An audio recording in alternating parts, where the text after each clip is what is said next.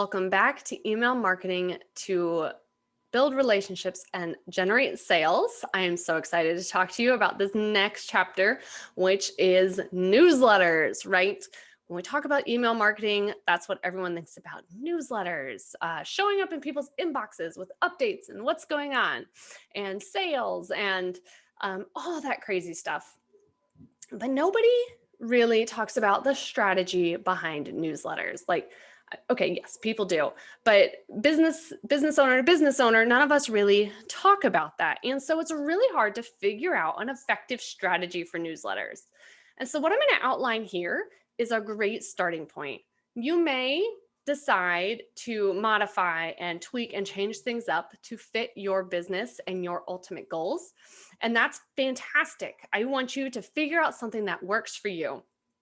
But when you're just getting started, this is a great framework and structure to follow to make sure that you are able to use newsletters effectively without overwhelming your clients and customers, or without dropping off the face of the earth and making them forget that you exist.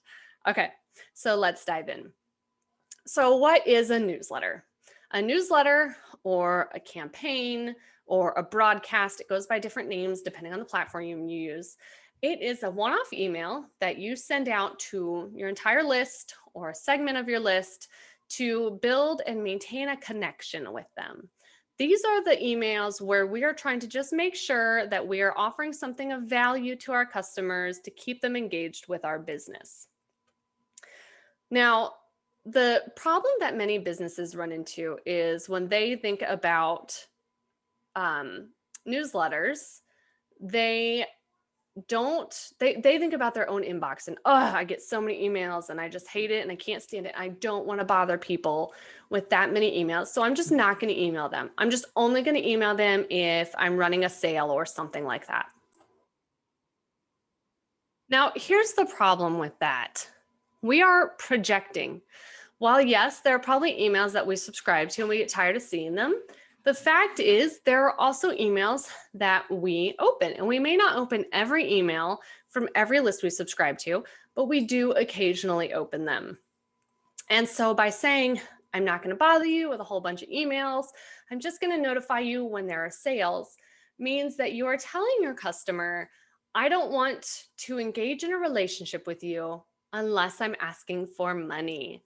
Right? And we don't like that as customers. If you don't show up in my inbox for months and all of a sudden you're telling me you have a sale, first of all, I'm gonna be like, who the heck are you again? Why am I getting this email again? I don't even know this business. And so that becomes challenging because people buy from people and businesses they know, like, and trust. I'm sure you've heard that if you've been around for a while, but we have to build that know, like, and trust.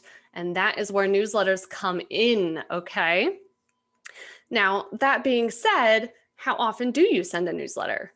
And this can vary. The important part here is consistency. If people know that they can expect a newsletter from you once a month, great, do the once a month. If people know that they can expect a newsletter from you once a week, great, make sure you're showing up once a week. The important thing is just to make sure that you are showing up on a regular basis and in a predictable manner to make sure that people know and can expect when to hear from you, okay? The other thing is we are not actively selling in our newsletters most of the time. The newsletters are for relationship building. And so what do we want to include in the newsletters if you're like, well, I have nothing to talk about, Steph? I don't know. I have things to sell. I'm a product maker, or I'm a service provider. I just do taxes. I do bookkeeping. I don't know anything about that. Well, there are a couple different approaches you can take. You remember those lead magnets we talked about? Convert those into an email. That's a great way to do it. Industry news is another good one. For instance, if you are a knitting teacher or a knitting designer, one of my favorite things to do was to actually do a news search on knitting in the news. And then I would do a news story roundup. And so, yeah, it wasn't bringing people onto my site, but I was becoming a go-to resource for finding out what was going on in the world of knitting. And you can do that with any industry. In yoga, you could do, a roundup on yoga in the news. For instance, stories about people doing yoga with goats, which is weird, but some people like that. Okay. Or news about more companies implementing yoga as a workplace benefit. There's so many different things you can do to share with your audience. Tips and tricks, again, is a really great one. Or behind the scenes, for a bookkeeper or an accountant, you could easily have emails going out all the time of, 3 tips for business owners, or how to keep your books organized, or when is it time to hire a bookkeeper, or when is it time to hire an accountant, or you could talk about, tax structures, S corp versus sole proprietorship versus, I don't know, because I'm not an accountant. But things like that, really easy information that provides value to your customers, but is not selling to them. When we do our newsletters, we want to keep it at about the 80-20 rule, right? About 80% is value add going out, and 20% of our emails are actively selling. Those 20% are when we talk about signing up for our services, purchasing our new products, registering for our classes. But we don't want to be pushing that constantly. Make sure that the majority of your newsletters going out are value add and not actively selling. Now, that being said, that doesn't mean that your value add emails can't also sell, right? One of my favorite tricks when I send out emails is down at the bottom in a retail business. The emails will highlight like this week's top picks, and it'll list, link straight to 3 products. You're not actively selling to people, but they will see down at the bottom that there are some top picks that people are buying, and they will click on it to go check it out. For a service provider, it's really easy to put a PS at the bottom, like, PS, do you want to learn more about how to structure your business for taxes? Schedule a call here. And so you're doing a passive call to action down at the bottom of your email. And while you're not actively selling through the body and the main content, you are encouraging them to reach out if they want to learn more and catching them when they're warm. So yes, our newsletters are primarily not for selling, but that doesn't mean that we cannot encourage the sale in a manner on our newsletters, okay? So think about ways that you can add stuff at the end or down at the bottom and structure it so that you are inviting them in for additional value at the end of your newsletter email, okay? The other thing is language. Let's talk about the language in an email. As a customer, it is a turnoff when all I read are I statements from a business, or we statements from a business. We have this new thing. We are building this. We are doing that. That's cool. What does that mean for me? I as a customer, let's be honest, I as a customer am looking for, what am I going to get out of this?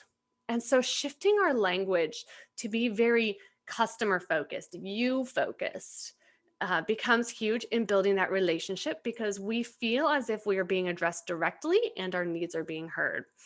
For instance, saying, you have a business that you love, but you are struggling to understand how to manage your books.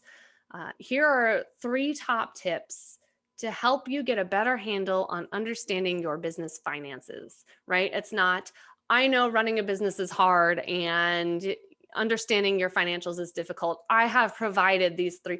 Like, see how the language has changed. We want to make it very customer focused, very solution focused, very, very benefits focused. Okay. What is the benefit of me reading this email? What am I getting out of this in my connection with you?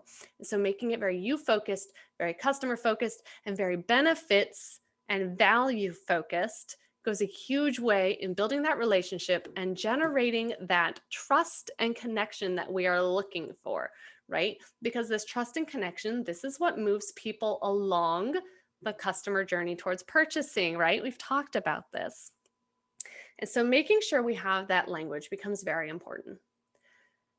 And then finally, let's talk about layout. Layout is huge in email marketing. And we automatically gravitate towards lots of graphics and images and links and clicks in our email. But the fact is, that's not always the most effective. Now, this may take a little bit of playing around, but I want you to try a couple different formats and see. Some businesses do really great when they have a header on every single email. Some businesses have found that that actually impacts and hurts their deliverability. So play around and see if emails with headers versus no headers get opened more. And you can do A/B testing on this, where you have two versions of the email going out. That's going to be covered in someone's very high technical email course. But you can test out to see headers versus no headers, 2 links versus 7 links, different kinds of, fonts or layouts, simple, basic email versus a highly visually appealing, very intense email. Because the layout can impact deliverability, it can impact readability, and it can impact how much a customer engages with it. And so you want to play around with these things, figure out what works best for your industry, and keep in mind that things change. So what might work right now may not work again in 6 to 12 months. So always be open to testing and analyzing and changing that as you go to make sure we are getting the opens, the reads, and the clicks that we are looking for. Okay, well, that is an introduction to newsletters. Make sure that you start working through in your workbook some newsletter ideas and content ideas and how often you are going to send them out. And I will see you in the next video.